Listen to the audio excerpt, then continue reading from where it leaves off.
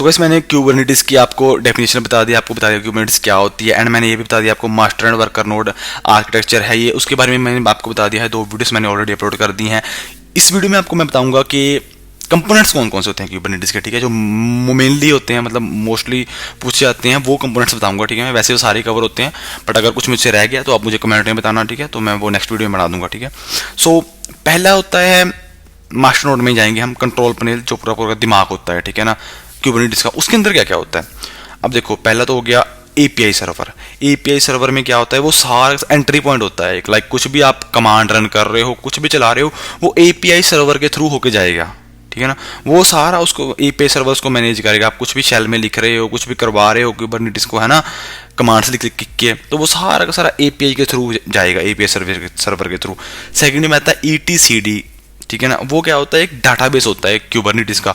उसमें आपकी नोड्स की सारी कॉन्फ़िगरेशन रहेंगी, आपकी पोर्ट्स की सारी कॉन्फ़िगरेशन रहेंगी, सारा डाटा रहेगा उसके अंदर स्टोर, कब आपकी पोर्ट बनाई, ठीक है ना, उसके अंदर क्या क्या रिक्वायरमेंट है, सारी क्लस्टर की इन्फॉर्मेशन, सारा का सारा, मतलब लाइक एक डाटाबेस होता है ना जो, वो सारा का सारा ईटीडीसी के अंदर होएगा, सारी इन्फॉर्मेशन ईटीडीसी के अंदर।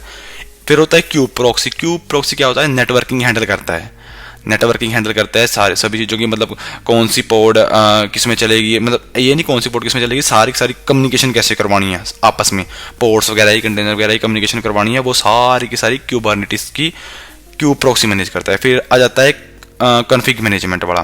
कॉन्फ़िग मैनेजमेंट वाला का क्या करता है, वो डिसाइड करता है कौन सी पोर्ट कहाँ पे चलेगी, मतलब सॉरी, कौन सी पोर्ट कहाँ पे चलेगी नहीं, वो तो कुछ और होता है। ये क्या करता है, आपके करंट स्टेट को डिजायर्ड स्टेट से इक्वल होना चाहिए। लाइक सपोज करो आपने फाइल में क्या लिख रखा है कि हमारी भाई 3 पोर्ट्स होनी चाहिए मिनिमम, अगर वो 2 पोर्ट्स बनी हुई है क्लस्टर पे, तो वहां पे 3 पोर्ट कर देगा ये, है ना। अगर आपने स्पेसिफाई कर रखा है कि हमारे 2 मिनिमम नोड्स, मतलब मशीन होनी ही होनी चाहिए, उससे कम नहीं होनी चाहिए, तो वो अगर आपकी 1 है तो उसको 2 कर देगा। अगर पोर्ट अपने किल हो गई है ना, किसी रीजन की वजह से वो डिलीट हो गया, उसको रिक्रिएट कर देगा, है ना। जैसे आर्गो सीडी में होता है ना, desire state is equal to current state, मतलब जो हम चाहते हैं वही होना चाहिए, तो वो मैनेज करता है कॉन्फ़िग वाला, ठीक है। और एक होता है क्यूब स्केड्यूलर, जो मैंने पिछली में गलत बोल रहा था ना मैं, कि शेड्यूल करता है पोर्ट को कहाँ पे रन होनी है, तो वो होता है क्यूब स्केड्यूलर। वो क्या करता है, कौन सी पोर्ट किस नोड में रन करेगी, कौन सी पोर्ट मतलब कौन सा कंटेनर किस नोड में किस मशीन में रन करेगा। सपोज करो कोई आपकी एक नोड है, उससे पूरा 100% जो है ट्रैफिक है, तो आप उसमें थोड़ी रन करवा दोगे उसको, उसमें चलेगी ही नहीं। तो ये काम होता है क्यूब स्केड्यूलर का। वो देखता है सीपीयू और मेमोरी के हिसाब से भाई किस में खुली स्पेस है। अब सपोज करो आपके पास 2 सर्वर हैं, 2 नोड्स हैं, एक 90% फुल है और एक 40% फुल है, तो क्यूब स्केड्यूलर क्या करेगा, उसका सीपीयू मैट्रिक्स दिखेगा, उसकी मेमोरी दिखेगा, उसके हिसाब से उसको जिसमें कम रिसोर्सेज आ रहे हैं ना, कम लाइक 40% वाली, उसमें उस पोर्ट को स्केड्यूल करेगा, उसमें चलाएगा, ठीक है।